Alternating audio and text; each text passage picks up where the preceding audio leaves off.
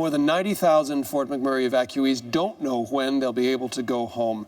This time is especially difficult for children. Natural disasters can trigger anxiety, fear, and other mental health problems in young people. So I'm joined now by pediatrician Dr. Joelene Huber, as she often does join us here on the weekends. So PTSD is what we're talking about here, right? And new awareness that never happened, and now kids, well, walk us through. What are we dealing with? Right, so this can be really traumatic. I think sometimes because we think it's in our own country, in our own home, and we've kind of done the initial emergency response and things are okay, but children really can continue to suffer with feelings of anxiety, feeling unsafe. For children, they've been evacuated from their home. They had to leave on short notice, leave all their possessions, and now they're often in shelters or insecure in terms of their housing. They don't know when they're going back, and so children can be particularly at risk. Yeah, you talk about possessions. I mean, for an adult, it's difficult enough, but a child with, say, we're talking about a teddy bear, a favorite blanket, all the stuff that really means so much to a kid's emotional state. All the things that they're attached to, for sure. Yeah. Now, what are some of what should we watch for? How do you recognize the signs? So as you mentioned, PTSD, there's a small minority that will get that sort of extreme reaction, but many children will have just anxiety, what we think of as separation anxiety. So children that easily separated from their parents before, particularly preschool age, may become more clingy, may be more afraid of the dark. They may regress doing a bit more of baby talking and bedwetting and that kind of thing. So those are some of the kind of signs to look for really little children. School-age children may not be able to concentrate as well, may be more agitated and irritable.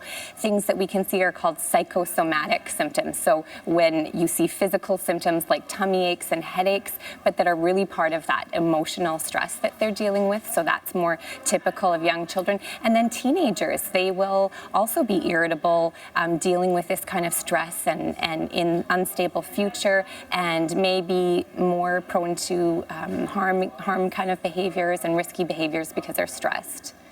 And I guess, too, away from familiar things, too. That's another aspect, right? Not only dealing with the trauma of seeing, in some cases, or knowing that your home is burned, but you're in entirely unfamiliar surroundings. Exactly. And so not knowing what you're going back to, if your home is safe, when you'll be able to go back, and when life will become back to normal. And so all of that's really stressful. But there's a lot of things that parents can do, and as adults around them, we can surround them and help them. Okay, so we were talking just before we went on air, I was saying how I've encountered PTSD post-Hurricane Katrina in New Orleans, in places like Sri Lanka, even in Cambodia. And one of the things I found was allowing people to talk. That sharing an experience is a way of kind of letting the pressure off. What can you do? That's a huge thing. And I think a lot of times as parents, we want to protect our children and sort of not talk about it, but children need to talk about it. So first of all, parents take care of their own mental health and make sure that they have support so that they can support their child, but then talk about it, answer their questions honestly, but briefly, sometimes allow them to share their feelings about that. You may need to have them, end the conversation with something more on a positive note. You also want to just make sure that they're not consuming too much media on this topic, because they don't always developmentally know how to put that into perspective. Spend more time at bedtime. Bedtime is really when all the talking and questions and anxiety come out. Be patient with them because they may be more stressed. Keeping a routine is really important because, as you said, they're in this new environment. They don't have the same routine. So trying to get back to a normal routine, a new normal for now, because they thrive better on routine, and keeping expectations. I think a lot of times when kids are scared or unsafe, we sometimes change our boundaries, but the same rules and expectations should be there because that helps kids feel safe as well. Now, you mentioned the media, and certainly this is something that we've been very aware of in our coverage, that we almost the sense we had two audiences. We had the rest of Canada, and we want them to know everything that's going on. But we also know that people in evacuation centers were watching, getting information from there. So you have a case where adults want to know, to a point, what's gone on. How do you, especially if you're in an evacuation center, how do you make sure kids are understanding the world around them, which is something you want to develop, at the same time not traumatizing them further? Yeah, so of course they're going to see these things on the internet and on the news. So, but just making sure that they're not consuming too much of it. Consume it with them so that you can discuss it with them. Because of course we see a lot of the images and old images as we're watching on the news and things that still seeing the fires. We often see that again, the images that were from weeks before. And so it's important that kids know that they're safe now, that there's a safety plan in place, and that we talk about that. We talk about the realities of it, but that they're safe and be optimistic about the future. And briefly, this is a long-term process, isn't it? I mean, even how far down the road should parents and educators watch for the signs of PTSD as a result of what's happened?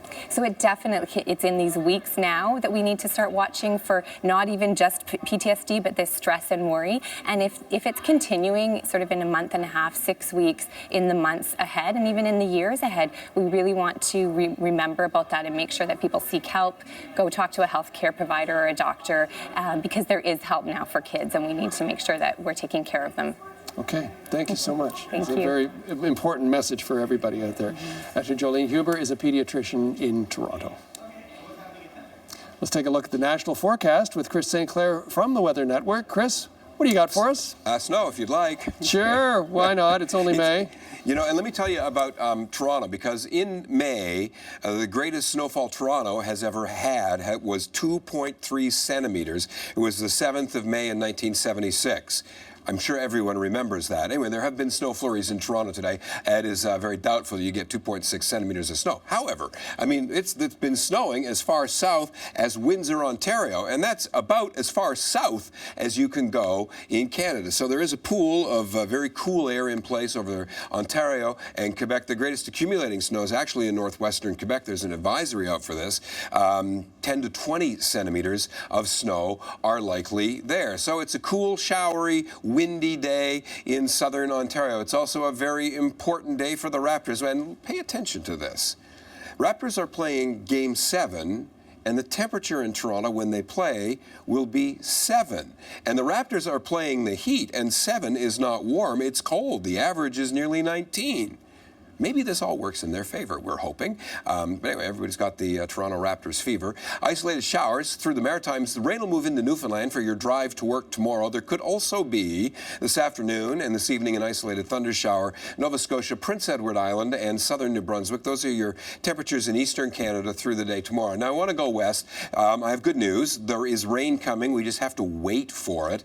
The rain will not arrive until later in the week, but in parts of Alberta this will be a substantial rain of up to 50 millimeters. But for now, the fire danger rating today and tomorrow is very high to extreme in Western Canada, and there are fire bans in place. Also, the health advisory for smoke from the Fort McMurray and northern Saskatchewan fires extends well into southern Saskatchewan. Some of the weather that we're talking about right now at the Weather Network. Thank you, Chris St. Clair. You're welcome, sir. As you can tell, I'm from Canada, and I know what you're thinking, but no, you cannot move in with me if Trump wins. I'm sorry. That's a no-go. You heard it here first. Drake won't be taking in any Americans hoping to flee the Donald. The rapper pulled double duty as both host and musical guest on Saturday Night Live last night. He joked about his love for Canada throughout the show. SNL boss and fellow Canadian former CBCer Lorne Michaels also made an appearance alongside Drake. You're watching CBC News Network, and we're back in a moment. I need a one dance, got a Hennessy in my hand. One more time before I go.